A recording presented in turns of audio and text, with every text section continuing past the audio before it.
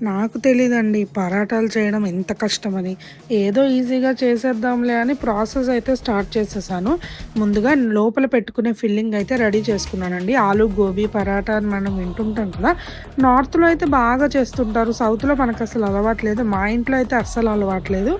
ఇలా నేను లోపల మిక్చర్ మనం ఏదైతే పెడతామో అది నేను రెడీ చేసేసుకున్నాను. మంచిగా కొత్తిమీర అది వేసి, ఇప్పుడు పిండైతే కొంచెం గట్టిగా కలుపుకున్నానండి.